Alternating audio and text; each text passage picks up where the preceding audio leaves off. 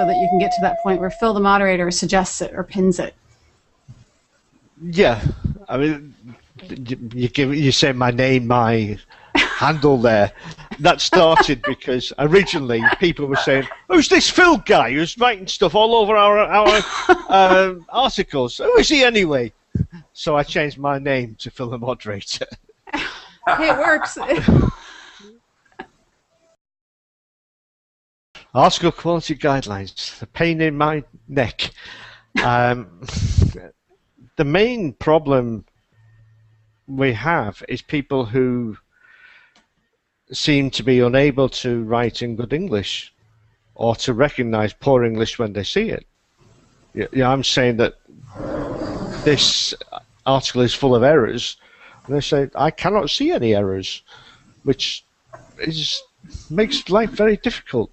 But I think, as we said last time, Anne doesn't pay me to edit articles. She just pays me to check them and to send them back if they're not up to scratch. Because I have to read through the whole article again. It takes me another 2 or 3 minutes. And it takes them 2 seconds to press resubmit. I know what I'm looking for. Primarily good English, ideally subheadings, proper paragraph breaks, something that's useful to people, something that's got an angle, rather than just a generic article about the iPhone.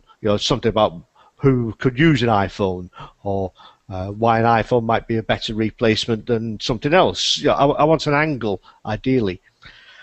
I'm checking for links. I'm checking for good English. And that's most of it, to be honest. Just links, and images. Images which some people will insist on using Getty images. Oh, wow. Okay. Non-commercial images. Images that they just are very vague about where they've got them from. I think there's now an automated system where people can click as to the source or otherwise of their images, which is a big improvement on what there was. But people still need to do it. Quality guidelines, because I know this is something that comes up a little bit, especially in the articles gallery. I'm not sure exactly how or if this is exactly outlined in the specifically worded in the guidelines, but I know it's one of those things that could be considered kind of like a faux pas or best practices. But sometimes when you get an article, and again, it goes back to, is this guest author mostly concerned? Is this guest author concerned about really putting out a good guest post, or is this guy just interested in SEO and like that's his only focus? But it's when they write, they're in an odd niche, let's say, and the guest blogger to be writes an entire guest post around the keywords, and there's like something kind of obscure, like find the best discount codes online, save big, woohoo, or something like that, right? So the woohoo, that's great. And the whole article is like, save on discount coupon codes. Coupon codes are great, man. You can find awesome coupon codes here and there. Coupon codes are everywhere, And so hidden for keyword stuffing. The coupons ones are very difficult to write. Pretty much all there is to it when it comes to that. Perhaps it's the people who are new to the job. And that who are easily bullied. And that could be the case. And then so we have things like this where we can, educate newer people. Yeah. So hopefully that helps. I think as long as they have an attitude that they want to learn, that's really helpful, because there's so much information out there. There's a lot of helpful people within the MyBlogGuest community and even the blogger community at large.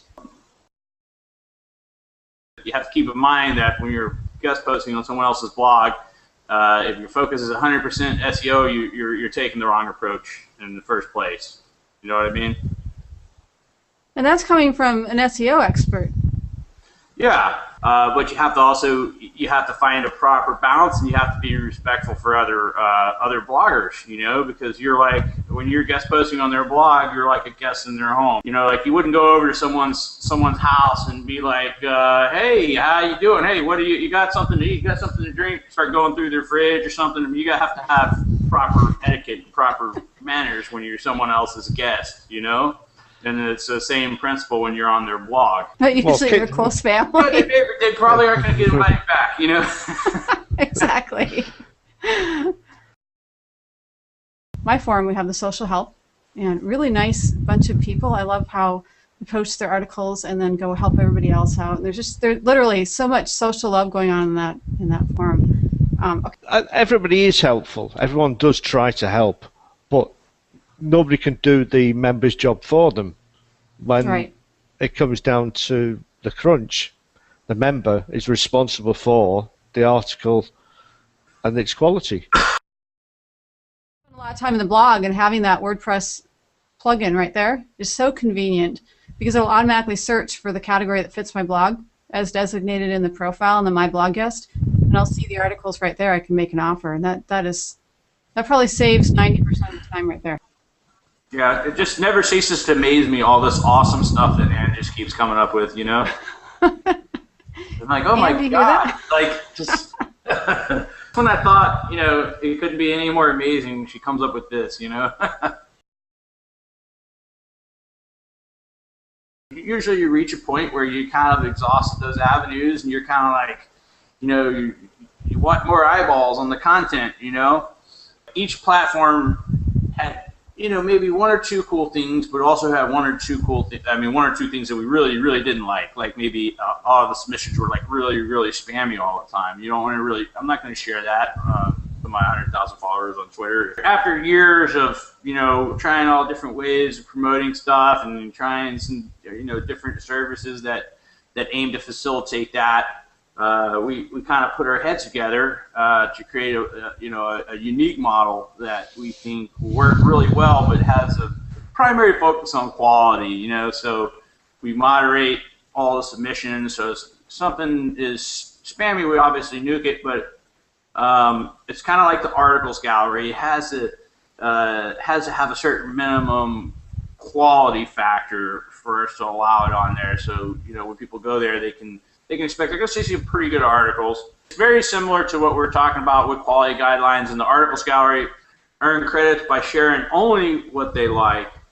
That's the very unique approach there. So that there's not a feeling of, oh man, I gotta retweet Bob's story even though it kind of sucks. His post kind of sucks. He usually writes good stuff, but the day his post kind of sucks. Or say at least, good or bad, you're sharing things that you believe that your audience would be interested in, which helps you and your social platforms and your whole brand. That you want to share, that you like to share, that you feel your audience is going to be interested in.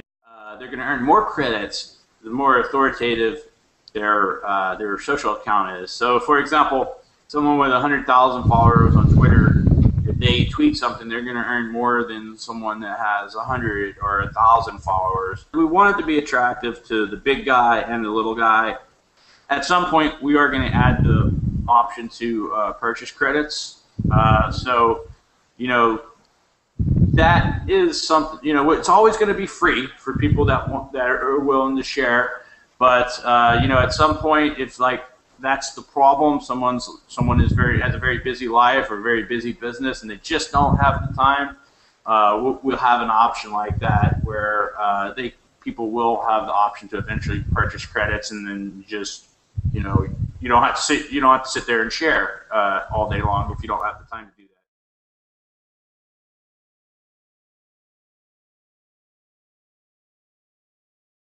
that. And thank you everybody for tuning in. We'll see you at MyBlogGuest and Viral Content Buzz. See you guys. Okay. All right. Bye-bye. All right. Bye.